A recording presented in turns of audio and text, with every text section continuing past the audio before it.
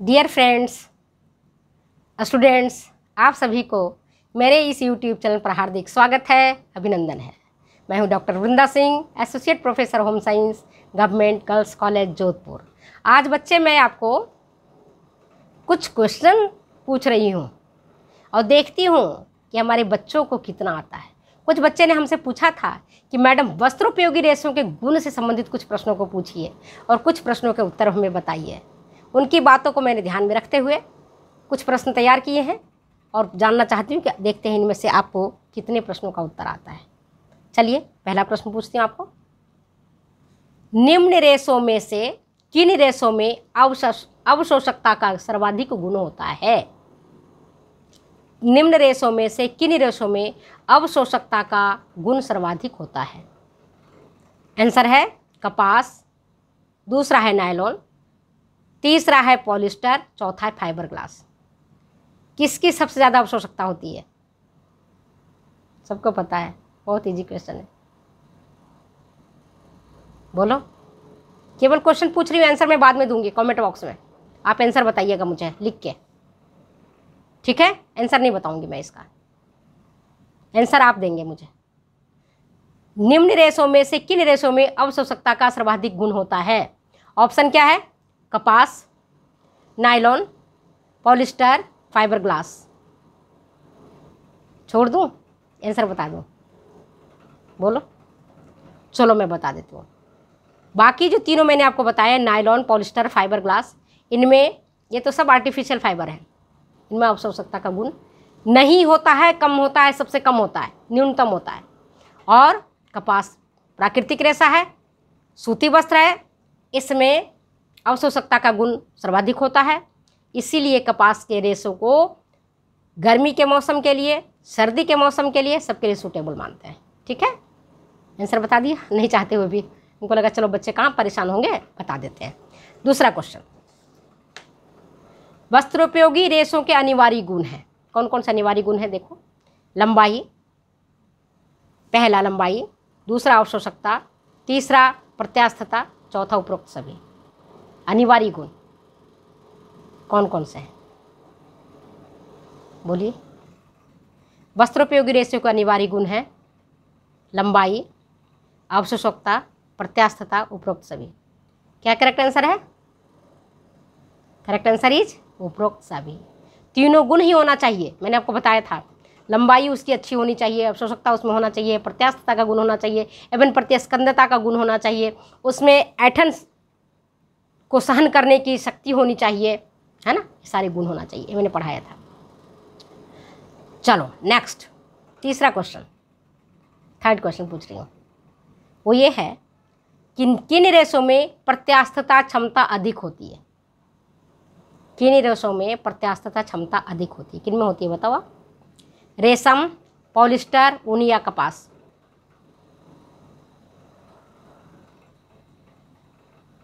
बोलो बच्चे, किन रेशों में प्रत्यास्थता क्षमता अधिक होती है? नायलॉन में, लिनन में, जूट में या कपास में? प्रत्यास्थता क्षमता, प्रत्यास्थता याद रखो कि अगर किसी भी चीज़ को हम खींच दें और खींचने के बाद अगर वो अपनी पहली वाली लंबाई प्राप्त कर ले तो उसको प्रत्यास्थता कहते हैं। ऑप्शन क्या है आपके पास?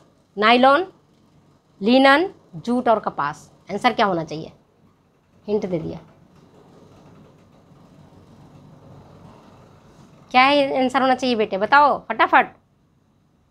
नहीं, नायलॉन में। जब भी नायलॉन का मौजे ज़्यादा काम में लिए जाते हैं, बनियान, मौजे, अंडरगारमेंट्स ज़्यादा यूज में आते हैं। क्यों? उसमें प्रत्यास्थता का और प्रतिस्कंदता का अनोखा गुण होता है, अद्भुत क्षमता होती है। और नायलॉन के इसीलिए जादुई रेशा कहते हैं, मैजिक फाइबर कहते हैं। चलिए नेक्स्ट क्वेश्चन, निम्न रेशों में से किन रेशों में आर्द्रता अवशोषण क्षमता सबसे कम होती है? निम्न रेशों में से किन रेशों में आर्द्रता अवशोषण क्षमता सबसे कम होती है? ऑप्शन है रेशम, दूसरा है पॉलिस्टर, तीसरा है ऊनी और चौथा है कपास। क्या करेक्ट आंसर है? बोलिए।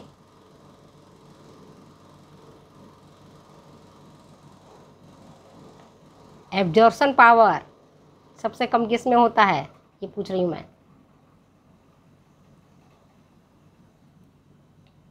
ऑप्शन आपको पता है, रेशम, पॉलिस्टर, ऊनी और कपास। क्या करेक्ट आंसर है? करेक्ट आंसर क्या है? सबको पता होना चाहिए, पॉलिस्टर। इसीलिए पॉलिस्टर के कपड़े गर्मी के दिनों के लिए ठीक नहीं है, उपयुक्त नहीं है। गर्मी के दिन में पॉलिस्टर की साड़ियाँ पहनो, पॉलिस्टर का सूट पहनो, दुपट्टा पहनो, कुछ भी पहनो, बहुत दुखदाई होता है। और मैं तो बिल्कुल ही नहीं पहनती। भले कॉटन के कपड़े तोड़ मुड़ जाते हैं, मेंटेनेंस कॉस्ट ज़्यादा लगता है, प्रेस करना पड़ता है, फिर भी पहनती कॉटन ही। ठीक है, चलिए नेक्स्ट क्वेश्चन। क्वेश्चन नंबर 5वां। पहला मानवकृत रेशा है। पहला मानवकृत रेशा कौन सा है? पहला कपास, दूसरा जूट, तीसरा रेयन और चौथा नायलॉन। करेक्ट आंसर क्या है? फर्स्ट मैन मेड फाइबर, मानवकृत रेशा। बहुत कंफ्यूजिंग है, दो है, रेयन और नायलॉन। आपको पता है कि कपास और जूट तो प्राकृतिक रेशा है, ये तो आंसर नहीं हो सकता। अब यही कंफ्यूज हो जाओगे आप कि मैडम ने नायलॉन पूछ लिया और रेयन पूछ लिया। ये दो कंफ्यूजिंग, और पेपर सेटर यही आपको कंफ्यूज करवाता है। यहाँ आपके कंसेप्ट काम आते हैं। क्या है करेक्ट आंसर? पहला मानवकृत रेशा क्या है? Rayon. Rayon, first man made fibre is rayon. पहले पढ़ाया था रेयन के बारे में डिटेल्स में। Nitrocellulose rayon, viscose rayon, cuprammonium rayon, पूरा डिटेल्स पढ़ाई हुई है। पिछले वीडियो जाके देखो खोल के आप लोग। तो क्या करेक्ट आंसर है? रेयन। अगर पूछा जाए कि पहला मानव संश्लेषित रेशा कौन सा है, सिंथेटिक फाइबर अगर पूछा जाए, सिंथेटिक फाइबर मतलब मानव संश्लेषित, मतलब जिसके लिए किसी भी प्रकार का कोई प्राकृतिक रेशों का उपयोग न किया गया हो। रेयन में तो हम खास करके बैम्बू, कागज की लुगदी, रुई के लेंटर्स, इसका उपयोग करते हैं। तो मानवकृत रेशा है लेकिन संश्लेषित रेशा नहीं है। तो पहला अगर मानवकृत रेशा पूछा जाएगा तो रेयन आएगा, और अगर पहला मानवकृत संश्लेषित रेशा प्रश्न में आए तो उसका आंसर नायलॉन होगा। समझ गए बात को? चलिए अब नेक्स्ट क्वेश्चन, क्वेश्चन नंबर 6। निम्न रेशा में से कौन सा रेशा सबसे अधिक लंबा होता है? निम्न में से कौन सा रेशा सबसे अधिक लंबा होता है, ये बताओ आप। बोलिए। ऑप्शन बता रही हूँ, कपास, जूट, रेशम और ऊन। ऑप्शन क्या है? कपास, दूसरा जूट, तीसरा रेशम, चौथा ऊन। करेक्ट आंसर क्या है? सबको पता होगा। ये तो मैडम बहुत इजी क्वेश्चन है, बच्चों वाले क्वेश्चन पूछ लिया आपने, है ना? रेशम। चलिए नेक्स्ट क्वेश्चन। कौन सा रेशा कीड़े के मुख्य छिद्रों से होकर निकलता है? कौन सा रेशा कीड़े के मुख्य छिद्रों से होकर निकलता है? आंसर है आपका ऑप्शन में कपास, जूट, रेशम और ऊन। इजी है, इजी क्वेश्चन है ना, सबको पता है। रेशम, रेशम का रेशा। मैंने आपको पहले ही बताया था कि जो पेपर सेटर है वो 25 to 30% ईजी क्वेश्चन देता है, और 25 to 35% तक वो बीच वाला क्वेश्चन देता है, ना ज़्यादा भारी होता है ना हल्का होता है, और इतना ही लगभग क्वेश्चन वो हार्ड देता है। तो अगर आप इजी क्वेश्चन और बीच वाला क्वेश्चन अच्छे से कंसेप्ट क्लियर कर लो, और हार्ड क्वेश्चन को 2-4 क्वेश्चन भी कर लो, तो आप पास हो जाओगे। कोई रोक ही नहीं सकता कि आप नहीं निकलोगे। कंसेप्ट क्लियर होना चाहिए। अब मुख्य छिद्रों से निकलता है तो क्या निकलेगा? रेशम ही निकलेगा ना। जानते हो रेशा मुख्य छिद्रों से निकलता है, लार से निकलता है ना, रेशम के कीड़ों से। ठीक है, जिसमें एक पेक्टिन होता है, सेरिसिन होता है, दोनों मिलकर के रेशा बन जाता है, और फिर उसको जो कीड़ा है वो कोकून में अपने ऊपर लपेटते चला जाता है, और कोकून के मार के हम रेशा निकालते हैं। तो आंसर क्या हुआ? रेशम का रेशा। ठीक है, चलिए अब नेक्स्ट क्वेश्चन। किन रेशों का अनुप्रस्थ काट घूमे घूमे रिबन की तरह दिखाई देता है? घुमा हुआ रिबन की तरह। आंसर क्या है? कपास, रेशम, नायलॉन या जूट। घुमा हुआ रिबन, जब अपन बाल पहले बांधते थे ना तो रिबन होता था, हम तो खूब यूज किए हैं। और घुमे हुए ऐठे हुए रिबन जब खोल के चोटी से खोल के निकालते थे तो रिबन घूम जाता था, ऐठ जाता था, है ना। तो वही पूछते रहे हम प्रश्न में कि कौन सा रेशा कीड़े के मुख्य छिद्रों से होकर निकलती है। इसका आंसर मैंने बता दिया। किन रेशों का अनुप्रस्थ काट घूमे घूमे रिबन की तरह दिखाई देता है ना, घूमे घूमे रिबन की तरह दिखाई देता है। आंसर क्या है? कपास। कपास का रेशा या तो सीढ़ी की तरह दिखाई देगा, निशानी जिसको बोलते हैं सीढ़ी चढ़ने वाला, यानी तो घुमा घुमा रिबन, दोनों याद कर लो कोई सा भी।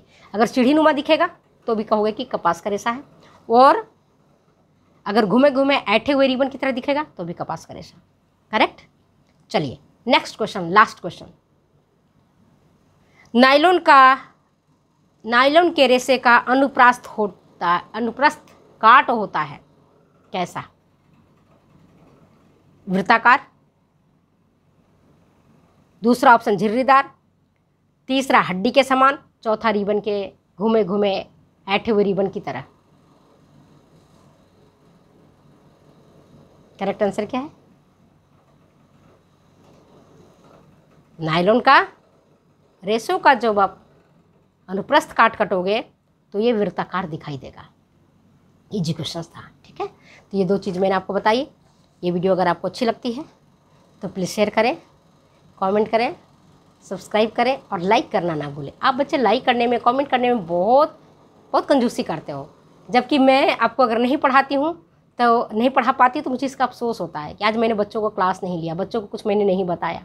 और आप लोग को लाइक करने में, कमेंट करने में जोर आता है, नहीं आना चाहिए। तो आप लाइक करें, कमेंट करें, सब्सक्राइब करें, है ना, और दूसरे लोगों को भी फ़ायदा पहुंचाएं। जितना हम दूसरे को मदद करेंगे परमपिता परमेश्वर हमें उतना ज़्यादा हमें मदद करेगा। और इसी विश्वास के साथ मैं काम करती हूँ और आप भी काम करें, ठीक है। ओके बाय, फिर मिलते हैं, बाय बाय।